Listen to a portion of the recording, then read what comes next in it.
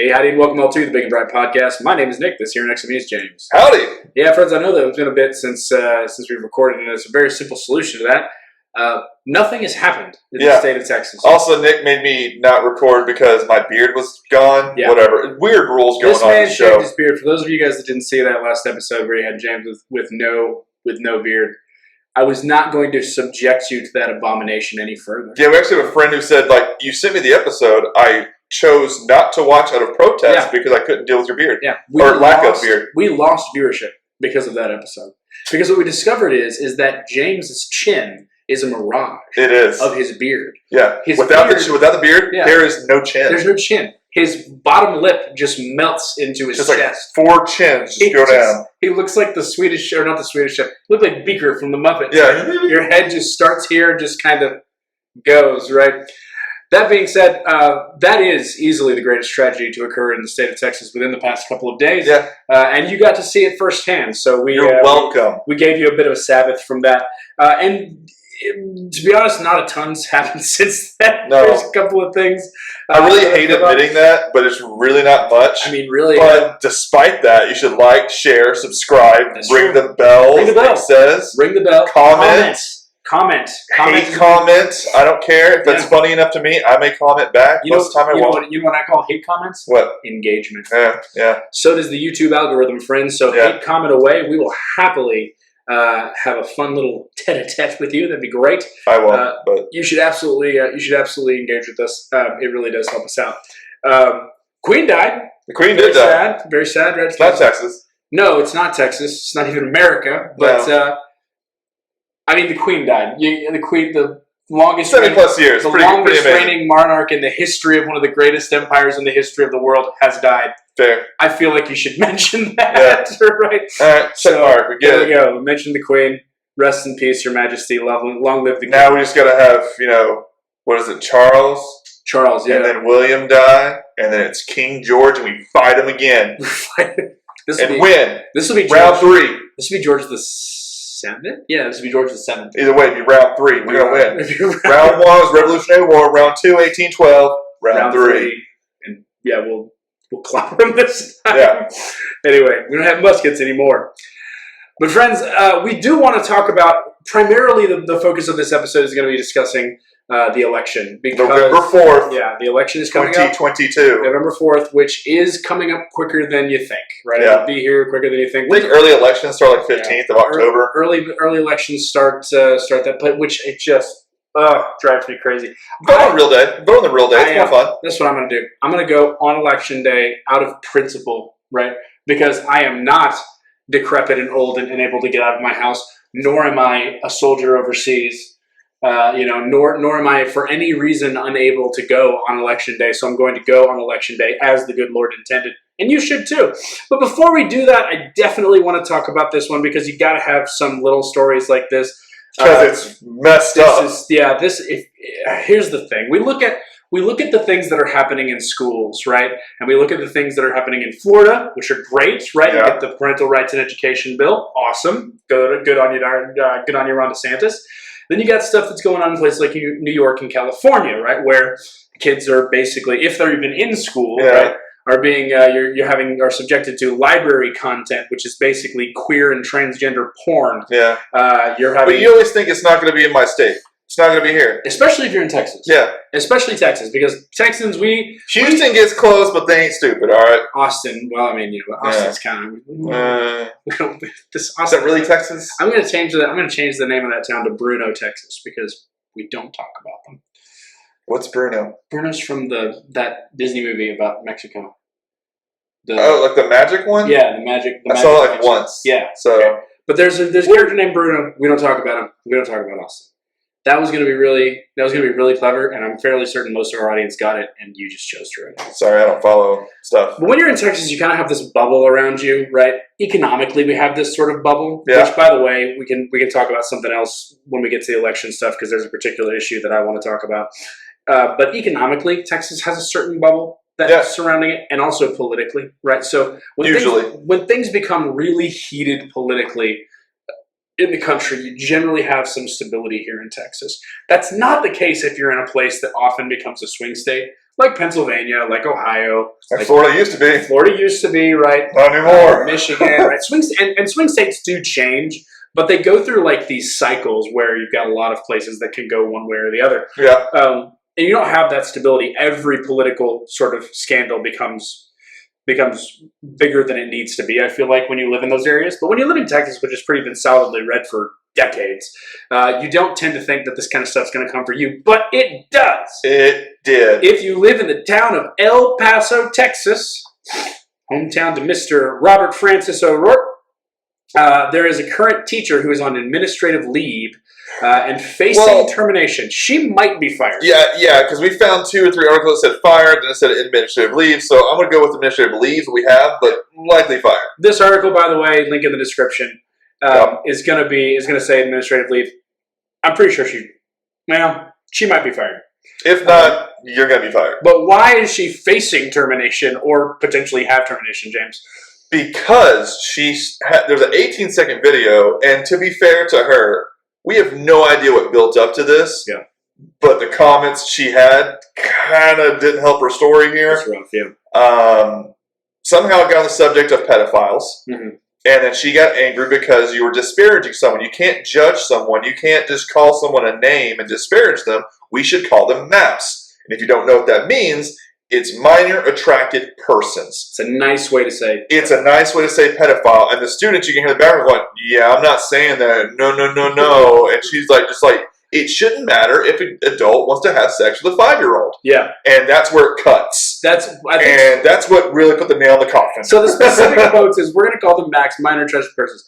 Don't judge people just because they want to have sex with a 5-year-old. There you go. Now, if you can imagine a high school student, a high school teacher saying that to your children, and you're okay with it, I think you need to start revising your priorities. As they say in El Paso, Texas, muy mal. No. Muy mal, profesora. No. Professor, no. I'll just say the Spanish. No. No. Right. Friends. I know a little bit. This is not good. And if you watch the video, it's only 18 seconds. The kids are telling this woman off, which is, and I mean, I'm sure that you've got to have some classes that just have a lot of rabble-rousing kids. Right? Well, and it's okay because you can have like difference of opinion. It's like, okay, let's debate this out. I had that in high school. I had that, especially in law school. When it came to con law, it's just back and forth. But no one was the mediator that said, you can't say pedophiles. Like, what? Yeah. That's the word. I had plenty of arguments with my teacher. I know that some people can't believe that. I know. Plenty of arguments with my teacher in high school and college. And they were fine. They were relatively cordial. But in this video, literally all the kids are, and they're not even yelling. They're just, they're making the cringe sound. Right? Like she's really saying that, if your cringe face could make a sound, they're like, oh no, don't say that. And you're like, okay, so I was watching this video, and they're, this is going to be burned into my retina as long as I live. I'm watching this video going, okay, maybe she's just trying to tell me nice, right? Listen, just because these people have done a terrible thing doesn't mean we should be terrible. Right, like if you're saying a derogatory term like gay, it's like, no, guys, it's gay, homosexual. Which, by the way, they're like, we're not going to call them, we're going to call them minor attracted persons, we're not going to call them pedophiles because that's insulting. Here's the thing, pedophile is a less insulting way of saying nasty pervert, which is what they are. But going beyond that, I have different words, but I'm not going to say them here. It seems like you could, please don't. It seems like you could give her some grace on that. And then just before the video cuts off, she sends it home. Don't judge people just because they want to have sex with a 5-year-old. That's entirely when you judge them. Oh, big swing and a miss. Yeah. Big swing and a miss. I mean, in my opinion, I think our judicial system is too nice to people like this. To people like this? No, not this teacher. Okay. To people she's trying to say quit disparaging about. Oh, for sure. Because you basically put them in prison for a year term, and then they're out, and then they have to put this big old sign, or they have this blue dot over their house. No. Yeah. We castrate you. Castration. And then we give you life in prison. So you have to live with yourself being castrated. Possibly made a eunuch. Whatever. There's some things that you just don't mess with in the justice system. That's when I will pay the guard going, hey, you need a coffee break, don't you? Yeah. Sure do. Oh, that door closed. Oh, I don't know what happened. Seriously. So weird. But yeah, Epstein. Does that mean? Yeah, Epstein, yeah. Right, there's two things there's two people that you just don't mess with in the justice system. One is people who walk too slow at airports, and the other is people who hurt kids. Yeah. And the people who hurt kids, I'm sorry. There's a good hanging centers the mind. Yeah. Quick. Yeah. Oh, guilty. There we go. Let's walk right out here. And I'll tell you, it's one of those situations where this, and I know that we're Republicans and people that are generally on the right side of the aisle, like we are, right? Speak for yourself. Have a tendency to say, "Oh, this is too far." Well, I'm sorry, this is too far. Yeah. This is too far. It's too far. I mean, I'm pretty sure the line. Well, the thing is, I'm pretty sure the line's back that way. Yeah. But if it isn't, I know it's here. But the thing is where we stop. But I think the thing that's right though is that immediately when this video started to go around, the school's like, "Yeah, you're out. You're on leave," and then basically probably being fired. Like there was no like, "Well, let's investigate." It's like, no, we literally had the video. Hold on. Apparently, there was, and this is according to the school spokesperson Lisa Rodriguez. A thorough investigation was conducted on the 6th of September, 2022, during a special board meeting in the board house of the trustees approved a decision to notify Franklin High School teacher of the proposed termination. A thorough investigation. We watched the video. There was a thorough watching of the video. 18 seconds later, vote. Yes. Okay. Gavelled in. It was like, it would have been a way harder decision if it wasn't voted unanimously to initiate termination procedures. I could just see, this is how I envision it, right? So you've got the board of trustees. I don't know how many there are. Let's say there's 9, right? Yeah. I see like 3 hands go up as soon as she starts talking about maps, but everyone else is like, and then you get to that last line. She teaches geography. Yeah. Oh, she does. Oh, that's different than what I thought it was. And then you get to that last line. You shouldn't judge people for wanting to have sex with a 5-year-old. We haven't taken a vote. Yes, we have. We're voting right now. Just say the magic words and make it formal, but we've already voted. Do I hear a second? You hear a third and a fourth and a fifth? Oh my gosh. So friends, it is definitely coming to Texas, and this is something that we need to watch for. Cultural shifts are real. I was watching Dr. Phil a while back, which don't ask me why. It's my business, not yours. Yeah. But I mean, even Dr. Phil is using people's using people's requested pronouns, right? And Dr. Phil used to be like kind of a hardline, crotchety old man. Yeah, but he wants to make money, and I get it. That's true. So you sold your soul down the rivers. But he's a cultural icon, and he's making that shift. So you're seeing that shift all over the place. You're not exempt from it. You should absolutely take care of your beloved state. One of the ways that you do that is you vote. Vote. November 4th. Yes, very good. November 4th. I didn't hear that part. Early voting. Yeah, it's all good. I got you. I knew you knew what it was, right? Early voting, October 15th-ish. Don't early vote. Don't early vote. Just go in and vote, right? But I do want to talk about the 2 main candidates. Now, if you don't know who they are, welcome to the show. You're welcome. They are Beto O'Rourke against our current incumbent, which is Mr. Greg, hated by James Abbott. Yes. And I would like to take a moment to just kind of break down what exactly it is you're looking for. And this is one thing. When we started this podcast, it was started on the basis that federalism is a good thing, that you should never stop at the top of the ticket, and that you should do your research on your candidates, right? One of the things that makes me crazy, even as somebody who has a tendency to vote one way, and I think I make that pretty clear, voting party line or libertarian is inexcusable, right? Voting party line is inexcusable. I don't see any way of doing that. My thing is, I go and I research every single candidate that's on my ballot, and if I haven't looked into them or I don't know who they are or haven't even looked at their website, then I just don't vote in that particular category. And I think that's a quick note. If you ever see a city council member, go look up go to Ballotpedia. It'll tell you how the votes went. Sure. And see how many votes they got. Mm-hmm. Typically, it's just under 1,500, even in Dallas, because we're in little disclosure. We're having a little spat with one right now in Dallas County, in my law firm. So, yeah, it's not that high of voting, but it should be because they actually control a whole lot more than you think they do.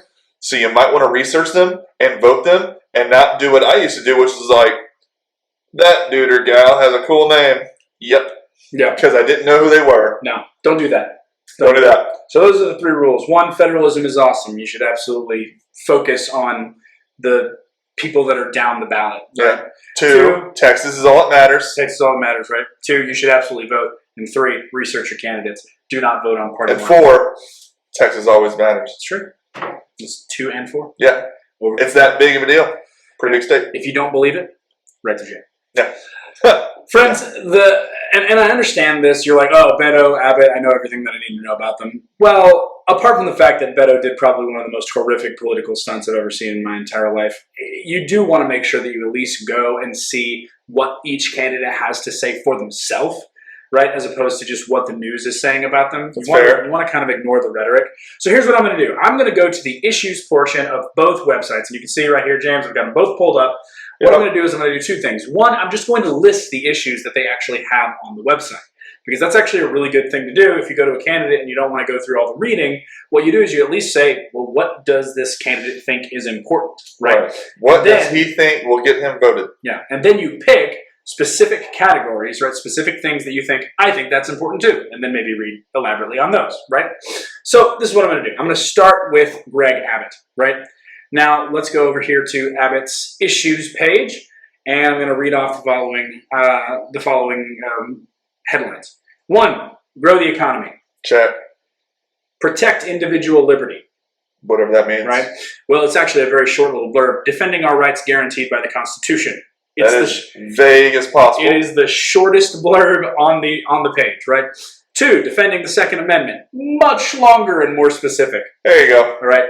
3, protecting religious liberty, also very long and specific. Secure our communities, making sure Texans are safe. Oh, I'm glad I cleared it up. That's real good. That's all. Making sure just on that alone, safe. Abbott. There you go. Securing the border. Yeah, buddy. Enforcing the law. Right. That's it's actually a pretty big step to do. Now, considering looking around the United States. One of these things on this, and we'll get to like reading a little bit more intensely. But I read enforcing the law because I did during my pre-show prep. I read enforcing the law. I'm like, what does that mean? It actually talks about. I didn't know this. Texas has a ban on sanctuary cities. Yeah, you cannot be a sanctuary city in the state of Texas. Which I don't know how I feel about that, but okay. I know exactly how I feel about that. Nonetheless, we'll talk about that in a second. Supporting law enforcement. Cool. Increasing government transparency. Yeah. Elevate Texas education. Sure. Higher education. Is that where you just get high and go to school? That's true. That's what happens at UT. It smells funny here. It's so weird. Restoring the Constitution. Ours or the United States. Combating federal overreach. Article 4 Convention of States. Article 5 Convention of States. We'll see about that. Yeah. Protecting vulnerable Texans, bringing safety and justice to all Texans. Guessing that means... Oh, okay, that's the next one. Okay. Yeah. Protecting the unborn. Yep, we did that. Right. Ending human trafficking. Good luck. Safeguarding Texas children. That's it. Any of those, that's what we got. Any of those stand out to you, James? I mean... Any of those make you go... that's interesting, or, I was hoping you wouldn't say that. Yeah. I mean, for me, enforcing the law, it's like, yeah, duh. Enforce the law. Increase government transparency. Lies. Duh. Lies. You think it's lies that we're increasing government transparency? Yes. They're never going to I mean, I saw this comedian, I thought it was like a really funny blurb. It was, you don't believe in any conspiracy theories? Now, I'm not saying I believe in all, but like, none of them? That makes no sense. Usually the government's just batting 1,000. And I was with him. I was like, I have a son. Yeah. I have lied to him so many times already. About like, nope, the cookie's gone. I don't know what happened. That's very true. So you're just going to believe the government's telling me the truth. Get out of here. We'll get ice cream tomorrow. Yeah. No, you'll forget. That's what I was hoping on. I liked that a lot. Increase in government transparency. I just don't believe you. I'm actually quite happy that Texas doesn't have sanctuary cities. I think it's great. I understand the political backing of it, of like not allowing illegals to stay in your city. That's usually what it's about. Sure. But I don't like it. I think you as a city should be able to vote how you want to on that, but you also have your comeuppings. Yeah. So if you say this is what we are, we're proving it in D.C., we're proving it in New York, Chicago, even the good guy from Florida sent it to Martha's Vineyard, you're getting illegals. If you're a sanctuary city, you get them. Yeah. So you're saying that we should just let Austin be the only sanctuary city in Texas and just dump them all there? Possibly. Yeah. That wouldn't be bad. That wouldn't be a bad call. All right, Houston, you're woke, huh? Here you go, Houston. I can see a certain libertarian argument. It's not really libertarian. It's the smaller the government gets, the more powerful it should be. And as a local government for that city, if you vote this certain thing in, I'm with you. Now, it doesn't go very smoothly because then it goes back to that whole thing we were griping about a year ago when it came to masks. It's tricky. But I think if you actually put a vote in and don't let the board or the mayor vote for you, then you should kind of be able to do it in certain things. Because when it comes to, is the easy argument like, well, so they legalize drugs. That's different, and that's a whole other scenario. That's a really long-winded way of saying libertarian argument. It's not libertarian. Anyway. Don't you put that on me, Ricky Bobby. This is one thing that I really wanted to dig into a little bit more. Higher education, right? Because to me, the only acceptable answer for higher education, what are you going to do about higher education, is I'm eliminating all state funding of higher education. But why? Because I'm not paying for the University of Texas football team. I don't care how close they came to beating Alabama. But they didn't. just to make sure you know that. But they came real close. You're going to bring that up. All right, you know who lost this week? A&M. Lost. Yeah, they lost hard. Texas. Lost. Barely. Still lost. Barely. Baylor. Lost. Baylor did lose. You know who won? Texas Tech. Texas Tech. Yeah. In double overtime. Oh, yeah, and SMU. Whatever. But a real conference, Texas Tech won. Point being, I don't think we should be funding. I don't think we should have state funding for colleges. I disagree. Because that causes colleges to become more expensive, and that's where we get the student loan crisis. No. Here's a way to fix that. You go back to how it used to be. If it's a state college, the state should be funding it for every student that's going there. Flip side, you also get no loans whatsoever when you go to higher education, period. You get no loans. You should, and guess what? We have a lot less students. How do we fix that? Get rid of those administrative costs. Get rid of those BS little extra classes you have that are not necessary, that people go to school for 4 years and come out having no real degree whatsoever. Nick. Get rid of the whirlpool spas in the Alabama. Political science. Hey, go science. Did you go to law school? It's helping me here, is it not? Did you go to law school? No, I didn't go. Then, yeah, you wasted your time. There's a reason you're going to another school right now to get a degree. That's true. I'm going to another school. So that's, in my opinion, how to solve it. You take away loans. No loans are available whatsoever if you're going to go to public school in Texas. If you graduate from Texas, you should have your funding for the Texas Public University. Will that mean that they go private? Yeah, fat chance, because all of them are public, and you can't just immediately go private. It's a whole different scenario. It's not like Baylor, where they can flip back and forth if they want to. They can't. It's always private. They're going to keep it private. So when you do that, you solve the problem of the higher costs of education, because there's no longer a subsidy. Well, subsidizing the schools, I think you shouldn't do. You should most certainly stop subsidizing the loans. That's really the biggest thing. Right, but you take away the loans, it becomes basically an endowment fund for people to attend your school. At that point, the state is funding it only to attend real classes. That's my opinion on it. Here's what Here's what the Governor Greg Abbott says. Gruggener, I actually like that. Gruggener? The Gruggener, yeah. So the Gruggener says he signed a university research initiative into law devoting more than $8 billion in bonds and funding to promote research and compensate researchers. Okay, pause. As someone who has used this degree, I know what that means. That means they're just paying professorial salaries. Yep. It doesn't mean that they're actually, we're funding research. No. Listen, real research, apart from things like building like the Large Hadron Collider in CERN or something like that, It doesn't really cost all that much to do research. Especially when you're talking about the fact that the stuff where research is actually very expensive, meaning the hard sciences, is actually a very small part of most university budgets. Yeah. Right? The places that actually get a lot of research are the more useless degrees. And as somebody who did nothing but political science and history research, I can tell you, it doesn't cost that much. Yeah. All you have to do is pay for a coffee bill to go to the late nights of the library. Yeah. And also, it's stupid. You're paying someone to do the same thing twice. Yeah. You're researching. You already searched once. No, you do it again, you're not getting paid. Stop it. No. Stop it. Anyway, point is, I don't like that. $4 billion devoted to attracting Nobel laureates and National Academy members. I don't want them. Attracting. Have you seen the last Nobel winners? Let them, if you go woke, you get a Nobel. You're no. Attracting Nobel laureates and National Academy members to come to your school or to come work at your school. Probably work. That's no. Yep. No. Get that out of here. That's wrong. Wrong. All right. Let's pick one more, and then we'll move on to his opponent. Protecting the unborn. I want to talk about this. I want to see the kind of stance that Greg Abbott takes on the unborn. That's mean. You know what? I didn't even think about that, but I'm actually rather proud of myself now. Since Greg Abbott took office as governor, we have made great strides to protect life, but we must also do more to protect our vulnerable unborn children.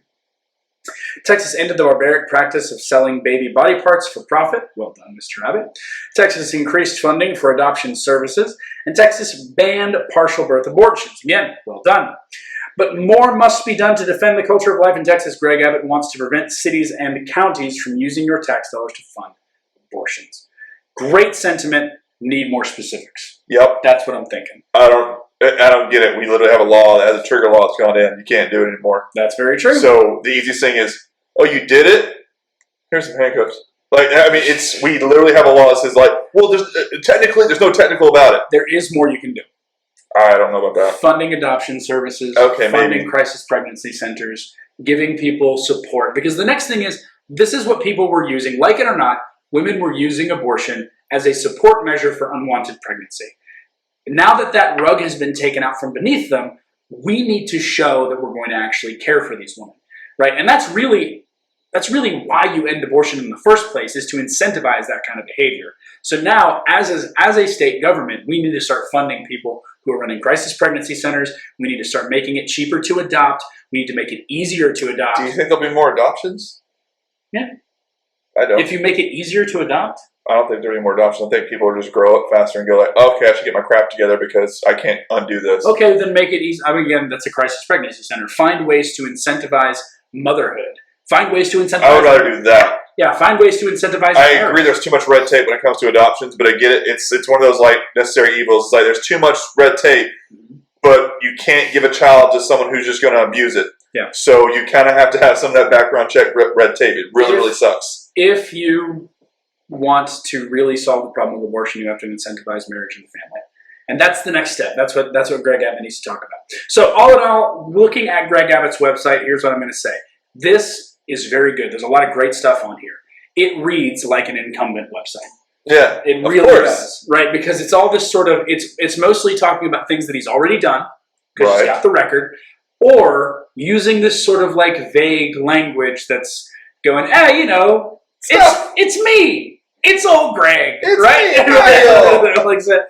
So it's not really going into a ton of specifics. That's what you see usually on the other side of things from the incumbent, which is where we are going now to Mr. Robert Francis Beto O'Rourke. Let's go ahead and read the issues that Mr. Bobby Francis thinks are important. First, world-class schools, high-paying jobs, affordable health care, small business, power grid and energy bills. I will say that is notably absent from Greg Abbott's website. Yeah. Okay? Power grid and energy bills. Property taxes, border and immigration, reproductive freedom, which is the other side of protecting the unborn. Euphemism. Yeah. LGBTQAAIP rights. It actually just stops at the Q, but I know where his heart is. Rural investment. Rural investment. Rural investment. Freedom to vote. Freedom to vote. That's actually a really good one to have on here because that's a really easy campaign promise to keep. Freedom to vote? Yeah. Because you can vote, guys. Yeah. You guys can all vote. Look at that. I did it. Couldn't we do that before? No, you couldn't. Not until I'm here. But you can now. You're welcome. Energy and environment. Gun safety. There she is. Marijuana legalization. You just couldn't handle it, huh? Get them doobie papers out. Disability rights. Public safety, criminal justice, and serving our veterans. Also worth noting, serving the veterans is on Abbott's. It's just in like a little, I didn't read it because it's in one of these little... I think Beto's site looks a lot better, honestly. Graphics at the top. Oh, it does. Again, Abbott's an incumbent. Yeah. And his website shows. Yeah. Right? I think Beto's is more like, okay, if you want to click on it, it'll drop down, it's more concise. It's certainly easier to use. Yeah. Right? You can tell he's put lots of New Mexican dirt into it. Anyway, any of these things stick out to you? Anything you want to know more about? I want to see the power grid. Power grid. Because I actually disagree with you a little bit. You disagree with me? Yeah. What do you think? I don't know what you think I think. You think Abbott has to put it on there when Abbott actually made sure a bill got passed that's going to charge people, I think for natural gas, almost $1 million for certain fines, like the small little fines for not weatherizing their things properly, so it doesn't happen again. So he's doing that kind of incentive of like, I'll give you the stick. The carrot is you don't have to pay the fine if you do it. But how much does it cost? Less than $1 million, I can guarantee you. So you might want to do it right. All right. Is it going to be perfect? No, but it's a start. Okay. The 9th largest economy in the world, we shouldn't have to worry that people in power can't keep the power on for the people of Texas. We're not going to highlight California, are we? Nope. Yet the power grid failed last February, killing over 700 people, causing over $300 billion economic damages, leaving millions out of our fellow Texans in the dark for cold days and in the months since Texans across the state continue to lose power when the weather gets too hot or too cold. Too hot? I mean, we did have like a rolling brownout for a little bit, didn't we? No, we avoided it. I don't think, I was going to say, I don't think we had any serious issues with too hot. Too cold, yeah, for sure. So why is it that Greg Abbott can't keep the lights on in the energy capital of the world?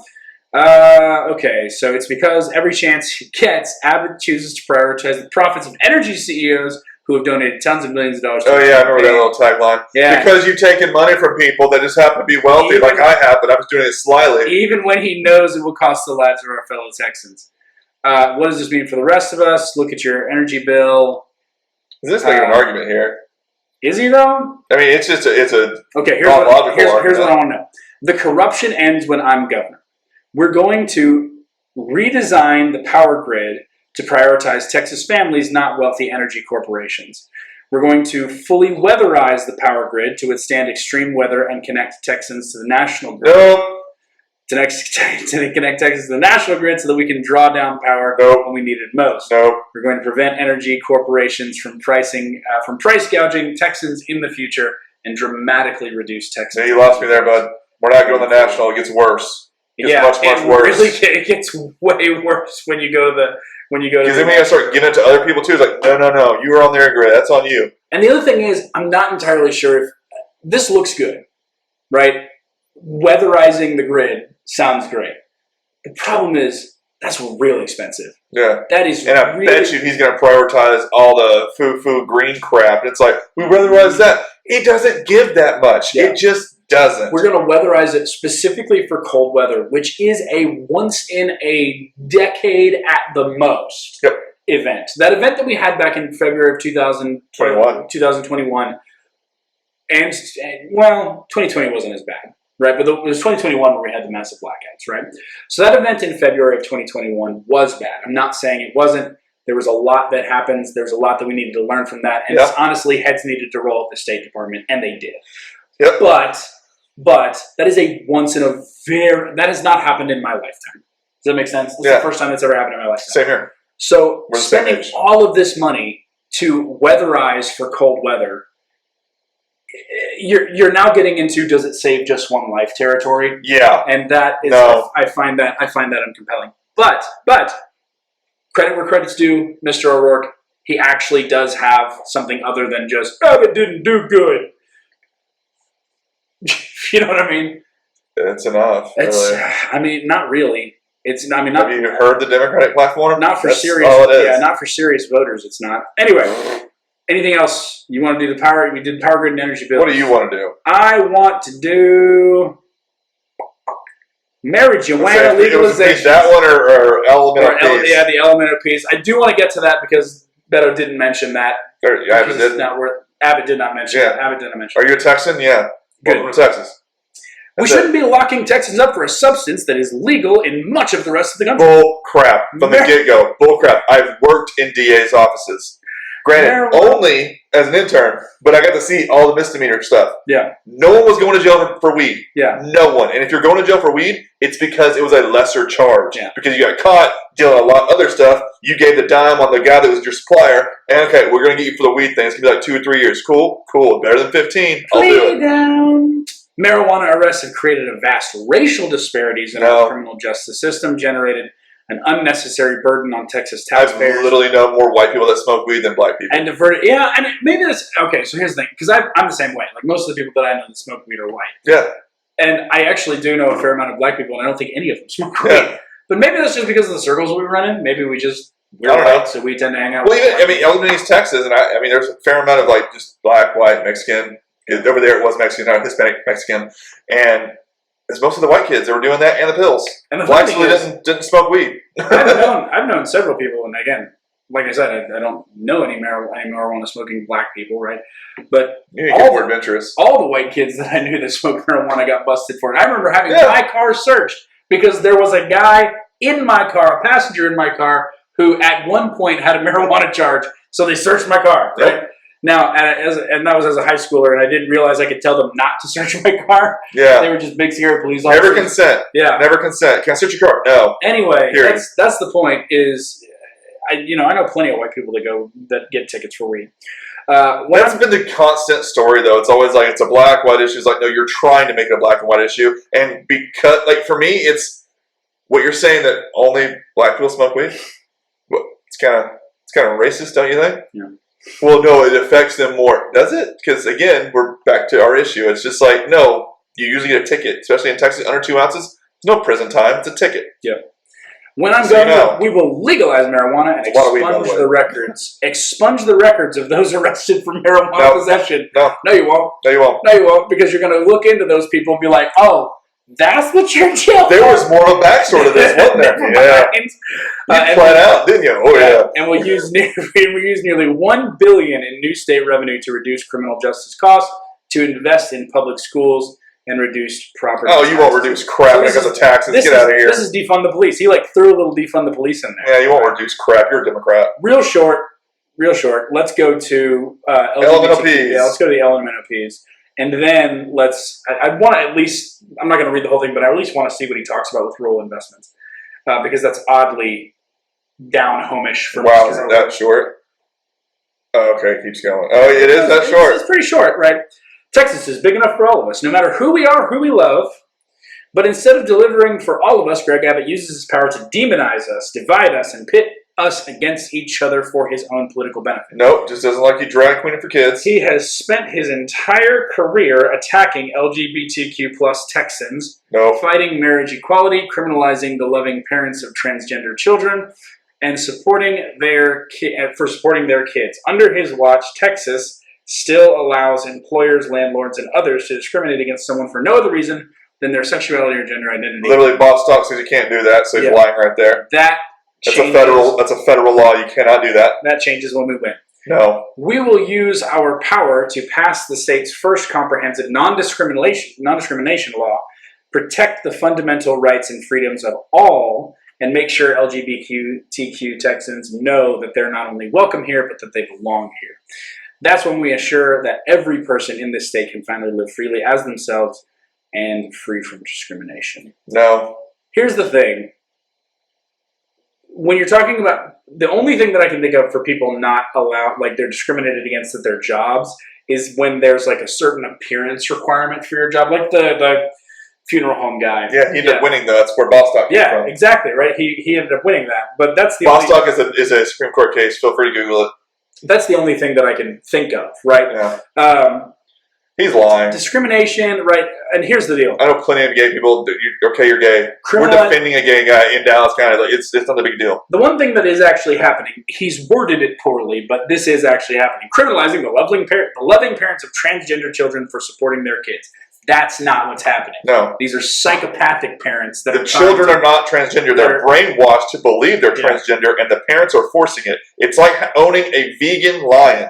That lion is not making the decision to go vegan. Yeah. You are. Munchausen by proxy. There was this guy that did that. Did you see this? This guy, this old YouTube channel called Vegan Gains, and he bought a dog. It was like this African hunting dog, and he goes, "This is the first ever vegan dog." And there are all these people going on like, you're going to kill that dog. Yeah. That dog is going to, like, the last thing that dog is a freaking vegan. He's going to eat you, but he's like, I need some meat. All right. The point is that that's what's happening here with these kids. These kids don't know enough to know what gender means. They just want to make mom and dad happy. Yeah. That's the way to make them happy, is by doing that. Oh, mom and dad really clap for me when I put on this wig and sing Frozen songs. I must be a girl. No, you're not. Your parents are psychopaths. Anyway, all right, let's look at rural investment. Last one. Rural investment. I really just want to see what he's talking about. I want every part of Texas to share in the state's wealth, but right now we create Texas. Communism. I'm out. I'm out already. Wow. They're not coming to rural communities. You don't care about rural communities. That's not because they're not full, hardworking people. It's because state leaders have failed to partner with rural communities to invest in education. This is a union thing, man. This is union and communism. Ooh. Wealth. Share in the state's wealth. First off, if you're going to do that, Texas Tech should get some of the puff fund. Slow clap for Mr. O'Rourke. Yeah. You got me to click on it. Great job. Wow. But I will tell you, as far as the website goes, it's cleaner. Much cleaner. And the guy knows his stuff. He knows his audience. He knows who he's talking to. He makes things sound like they're not nearly as radical. Hold on. I was going to scroll on your computer for a second because I got to check something. Where's this at? If I go here. Wait, okay, so right here, contribute. See, you have to go to another link for Abbott to contribute. Beto is smart, and he has it right there at the top. For everything you click on, it immediately takes you back to the top of the screen, and the top says, give, 15, 20, other. He's doing it better. Sure. But let's say one more here. It says gun safety. I bet you it's to ban assault rifles. Here's what it says. Defining assault rifle. Hell yes, we're coming for your AK-47, your AR-15. Oh, sorry about that.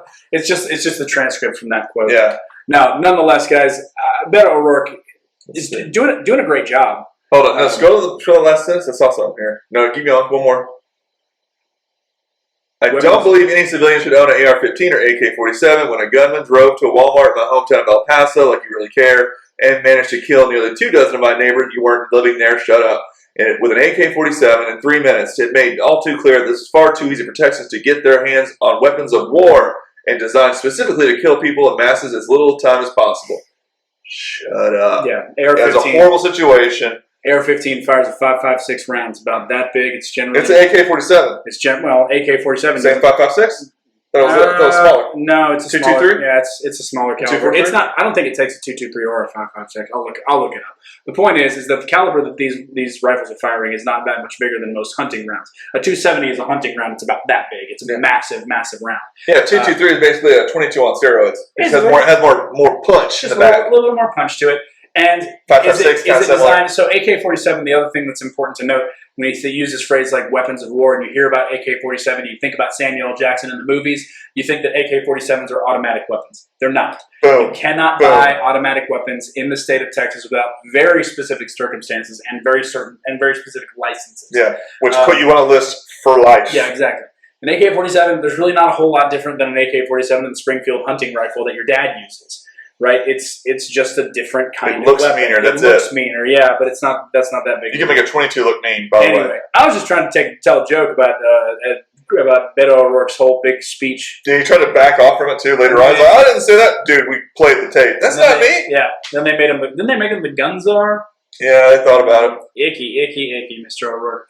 Well, friends, the decision is ultimately up to you. We're not very good at hiding our biases here, but I did try to make sure that I at least read the text verbatim. You didn't read the real one, but the most important thing that you need to know is go vote, right? And November 4th. Yes, go get out the vote. But I don't want this to just be a rah-rah go vote campaign. That's not what I'm here to do.